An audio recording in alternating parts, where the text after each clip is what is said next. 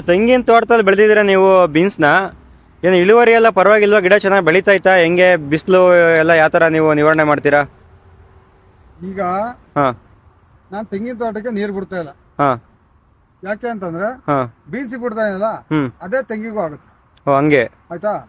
ಆಮೇಲೆ ಈ ಬರಗಾಲದಲ್ಲಿ ಹ್ಞೂ ತೆಂಗಿನ ತೋಟ ಉಳಿಸ್ಕೊಳ್ಳೋದು ಒಂದು ಸವಾಲು. ಹ್ಞೂ ಆಯ್ತಾ? ಹ್ಞೂ ತೆಂಗಿನ ತೋಟಕ್ಕೆ ನೀರು ಬಿಟ್ರೆ ಬೇರೆ ಬೆಳೆಗೆ ಬಿಡಕ್ಕಾಗಲ್ಲ. ಹ್ಞೂ ಅದರಿಂದ ನಾನೇನ್ ಮಾಡಿದ್ದೀನಿ ಸದ್ಯ, ಹ್ಞೂ ಈ ತೆಂಗಿನ ತೋಟದ ಒಳಗಡೆನೆ ಬೀನ್ಸ್ ಹಾಕಿದೀನಿ. ಹ್ಞೂ ಮತ್ತು ಯಾಕೆ ಹಾಕಿದೀನಿ ಅಂತಂದ್ರೆ, ಹ್ಞೂ ಈಗ ನೀವು ಬೇಕಾದ್ರೆ ಚೆಕ್ ಮಾಡಿ, ಹ್ಞೂ 2018-19 ಹ್ಞೂ ಕೊಬ್ಬರಿ ರೇಟು 17-18 ಸಾವಿರ 16 ಸಾವಿರ ತನಕ ಇತ್ತು. ಹ್ಞೂ ಇವತ್ತು ಎಷ್ಟಿದೆ ಪ್ರೆಸೆಂಟ್? ಈಗ 8,000 ರೂಪಾಯಿ ಆಯ್ತು. 8 ಸಾವಿರ ಇದೆ ಅಲ್ವಾ? ಹ್ಞೂ ಹಂಗಾಗಿ ನಾನು ಬೀನ್ಸ್ ಹಾಕಿದ್ದೀನಿ. ಹ್ಮ್. ತೆಂಗಿನ ತೋಟನೂ ಇದೆ. ಹ್ಮ್. ತೆಂಗಿನ ತೋಟ ಇಲ್ಲ ಅಂತಲ್ಲ, ತೆಂಗಿನ ತೋಟನೂ ಇರಬೇಕು.